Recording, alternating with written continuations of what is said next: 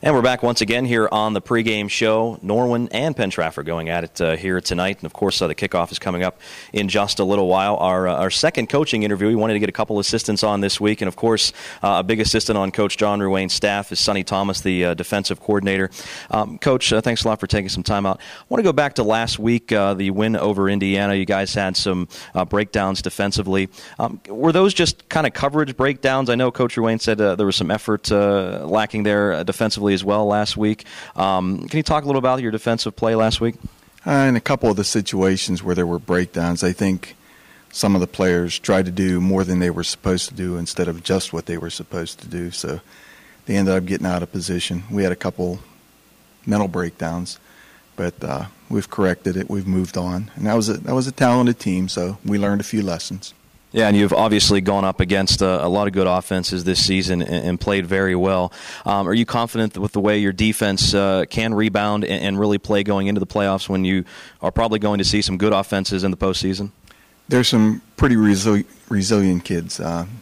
They're starting to really understand what we're trying to do. We've come a long way from the beginning of the year till now, and I think there's still room for improvement. We can still get better, and we seem to rise to the occasion with the talent, so I think we'll be all right. Talk about some of those kids, Coach, particularly the defensive line, which has really been leading you guys this year. When we talk about guys like Justin Williams and Zach Crossy and Bobby Mandis, Joe Urban. Talk about how they have really led the defense this year. They've been unbelievable. They're so disciplined, and I think that's because Coach Tarabrella pounds it into them, but they're really a disciplined group. They don't make many mental mistakes, and they can all run well, which is nice. So I can't even begin to say how valuable they've been. They've been tremendous.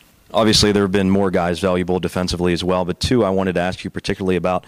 Tyler Dudek had a big game last week, offensively and defensively, and Mike Cumberledge, who got burned a little bit there in the first half, but really stepped it up in the second half, and he's been playing much better football here, very good football in the last couple of weeks. Can you talk about those two guys and how they've been playing really on both sides of the ball?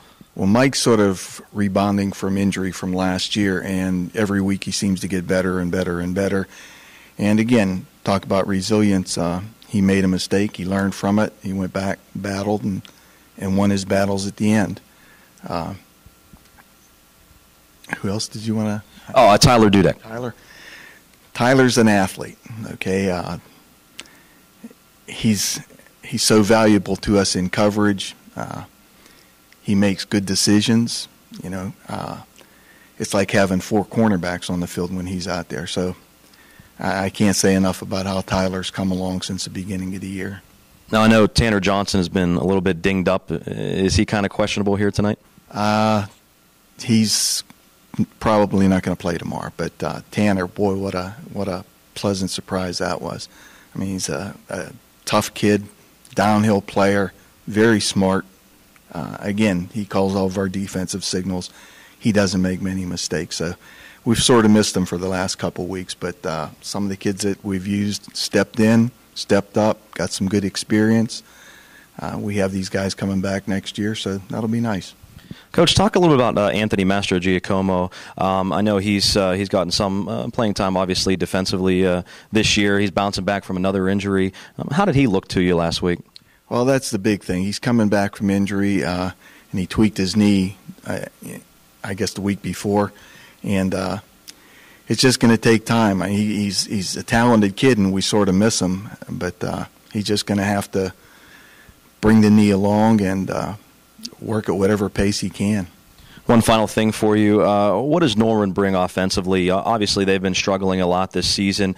But have they really improved from the beginning of the year to the end of the year? Have you seen that improvement offensively for them? And what are some of the things that they like to do on the offensive side of the ball? They've definitely improved. And with Art, you never know. Art and Eli do a pretty good job of mixing things up. They keep people guessing.